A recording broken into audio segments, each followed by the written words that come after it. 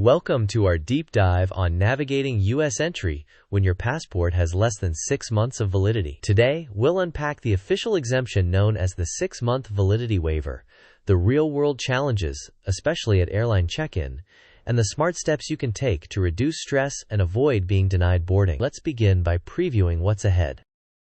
Here's the plan. First, we will clarify the official rule and the waiver.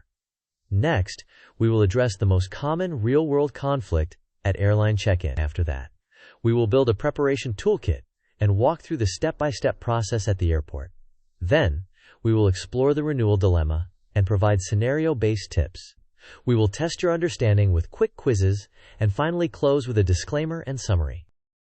The general U.S. guideline is that foreign visitors should hold a passport valid for 6 months beyond the date of entry. However, there is a formal exemption known as the 6-month validity waiver. Customs and Border Protection maintains a list of countries whose citizens only need a passport valid for the duration of their intended stay. This exemption is particularly important for travelers facing difficulties renewing a passport quickly, such as those from conflict zones or those in lengthy administrative processes. For example, certain Ukrainian travelers may rely on this exemption.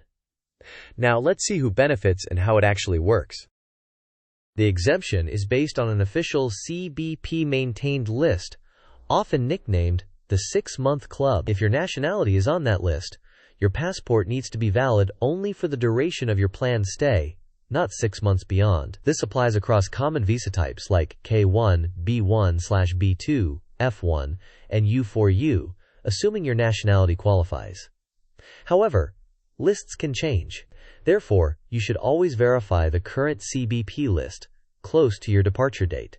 With the basics in mind, let's transition to where travelers often encounter friction: the airline counter. In practice, the conflict frequently arises at the airline check-in counter. Airlines face penalties for transporting passengers who are not properly documented, and not every agent is familiar with niche exemptions. Consequently, staff often rely on the blanket 6-month rule as a safe default. This can lead to prolonged discussions, supervisor calls, or even temporary boarding denials, despite the fact that travelers are legally admissible under the exemption. Next, let's visualize how this process typically unfolds. This sequence diagram illustrates the decision path at the airport.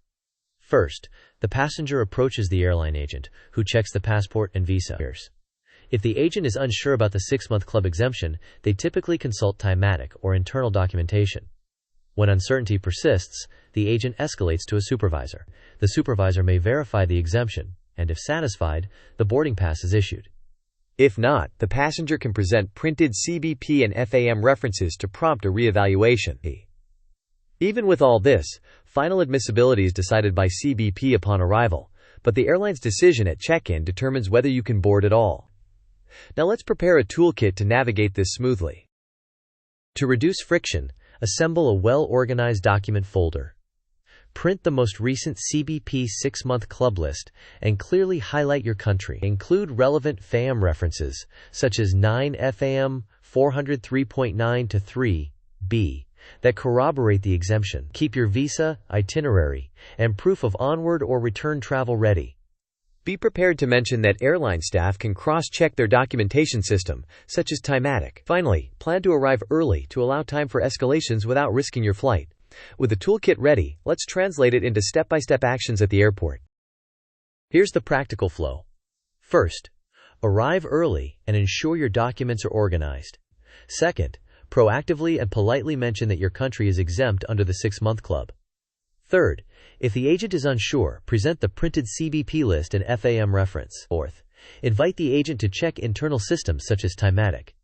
Fifth, if the issue remains unresolved, request a supervisor review. Lastly, should boarding be denied, ask for rebooking options and document the outcome for future reference. With the process in mind, let's compare the waiver to the blanket rule to understand the trade-offs.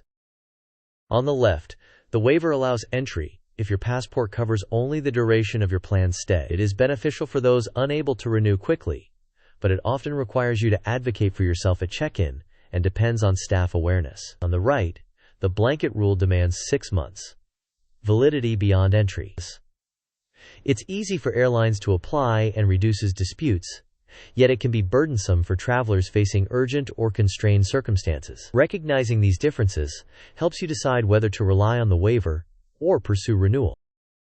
This table outlines common visa categories and how the exemption may affect each case. For K1, if you qualify by nationality, your passport must at least cover the intended stay until further status steps. With B1 or B2, bring proof of return and ties, and the printed CBP list. For F1 students, ensure you carry your I-20 and SEVIS fee receipt and consider school letters. For U4U parole, coordinate documentation with sponsors or organizations. When in doubt, renewal may still be the simplest practical solution. Now, let's test your understanding with a quick quiz. Question: your passport expires in 4 months. You plan a 2-month trip, and your nationality is on the CBP 6-month club list. Can you rely on the waiver to board? Options: A. Yes, and airlines will always accept it without question. B. Yes, but you should bring printed proof and expect possible delays. C. No, you must have 6 months beyond entry. D. Only if you also have ESTA. You may pause the video now to think about the answer. We will discuss the answer in the next section of the video. The correct answer is B. If your nationality is on the 6-month club list, the passport must cover the duration of stay, not 6 months beyond. However, airlines may still challenge boarding, so you should carry printed CBP and FAM references and be prepared for potential delays. Here is the controversial but pragmatic advice. If renewal is feasible, consider renewing your passport. Although the waiver may legally allow you to travel, renewal significantly reduces the risk of airline pushback and the resulting stress. Weigh the renewal costs and timing against the emotional and logistical costs of a disrupted trip. Next, we will map out a timeline to prepare efficiently. This timeline outlines preparation milestones. 2 weeks before departure, verify your nationality on the CBP list and review airline documentation requirements. 10 days out, print the CBP list, FAM references, and your itinerary. 1 week prior, ensure your visa or parole documents are in order. 3 days before, reconfirm airline rules and watch for operational disruptions. The day before, pack your document folder and plan an earlier airport arrival. On departure day, politely explain your exemption at check-in and be ready to present printed proof. At check-in, keep your tone calm and cooperative. Politely request that staff consult timatic or internal documentation if there's uncertainty. Present your highlighted CBP list and FAM citation to support your case. If necessary, ask for a supervisor. In the event of denial, record names, times, and details of the conversation, and ask about rebooking options. To mitigate risks, consider flexible fares or travel insurance. Now, let's include an important disclaimer. Disclaimer: this content is for general informational purposes only and does not constitute legal advice. Immigration and travel policies can change without notice.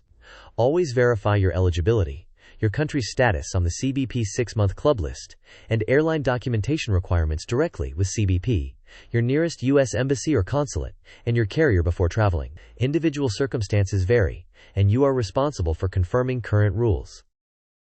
Question: who most directly controls whether you board the flight in practice?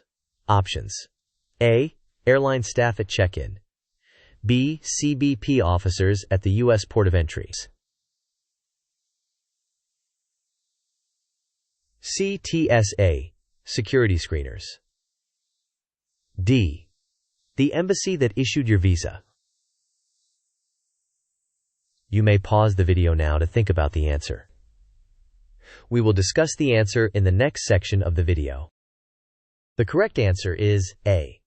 Airline staff decide whether you can board based on their assessment of your documentation. CBP determines admissibility upon arrival in the United States, while TSA focuses on security screening. The embassy issues visas but does not control boarding decisions. Remember these points. The 6-month club exemption is an official policy, but you must verify your country's status. Airline check-in is the most common friction point, so bring printed proof.